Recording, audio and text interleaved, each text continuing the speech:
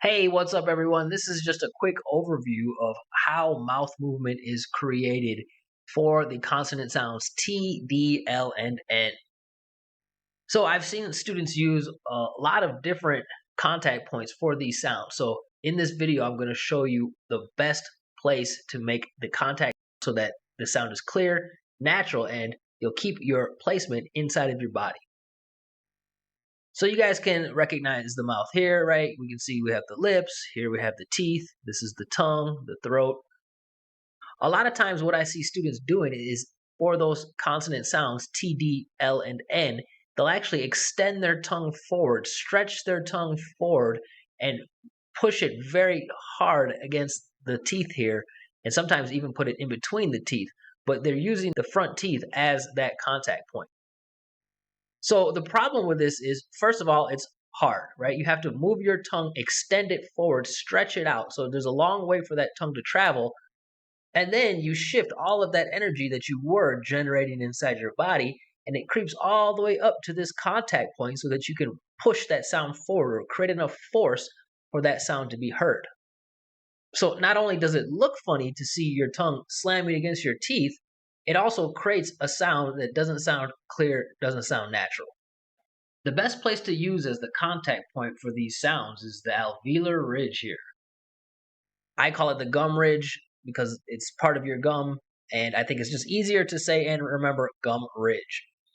So you can see, if these are your teeth, you can see about here in this first curve is where the gum area actually starts, right? It's no longer teeth. And then you can see this really aggressive upward curve here that moves to this upper part that they call the hard palate. But this is the place right here, this ridge. So if you run your tongue along this part of your mouth, you should be able to easily feel that. And what you can notice is that the tongue tip, when it's in a relaxed position, is already directly below this gum ridge. So instead of stretching your tongue all the way forward, all you need to do is softly, slightly move your tongue up and create the contact here softly for those consonant sounds, T, D, L, or N.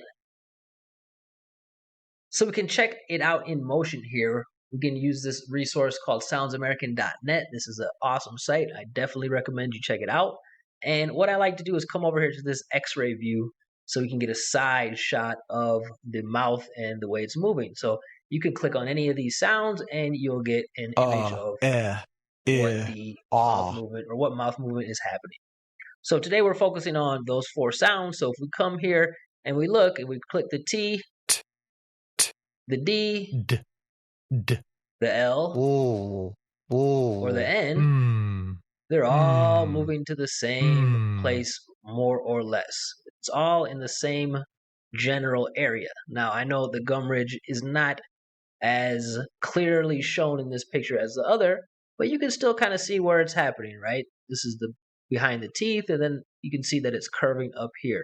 So when we look at the movement, every single time it goes to that place. Obviously, it will be slightly different depending on which sound, but it will be almost unnoticeable.